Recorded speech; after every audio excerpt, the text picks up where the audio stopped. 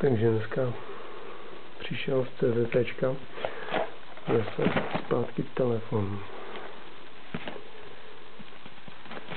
který opět nikdo neopravil.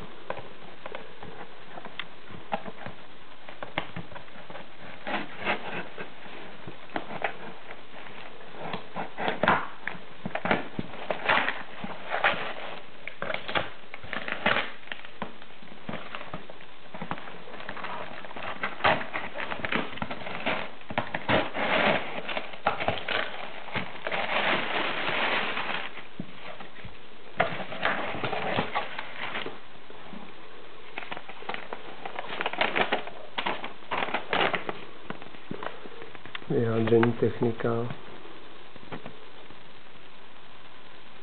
Jo, neprojevuje se závada. Takže no, koukám, že ten telefon pěkně domrvili. Aspoň tu folii teda.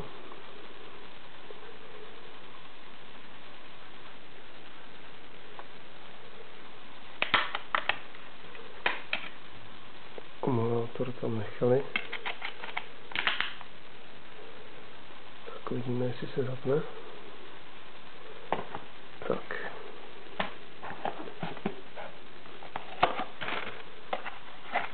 Po balení zůstalo všechno. Včetně dalšího akumulátoru sluchátek. No. Takže oni resetovali software. Není simka, nevadí.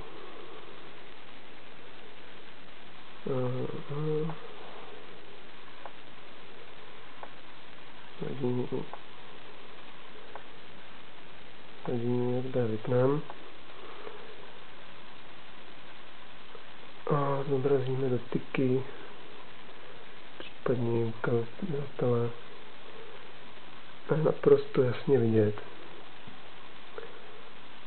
že tady v tom rohu to nefunguje. Jo? Když tam dám dotyk, no, možná to dění pozadí bylo lepší, já tam otevřu prohlížeč,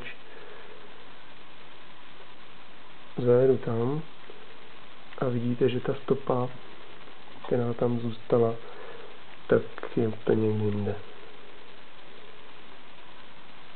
Šup. Šup. Teď to prostě jinde. A tohle se jim servisu neprojevilo. Tam asi musí být hodně inteligentní servisáci. Takže to tam zítra poputuje znova.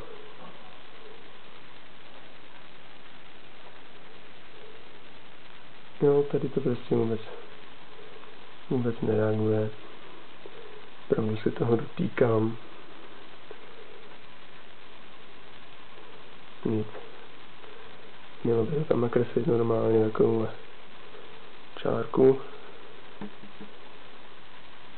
Nic. Jo, dotýkám se toho. Nic.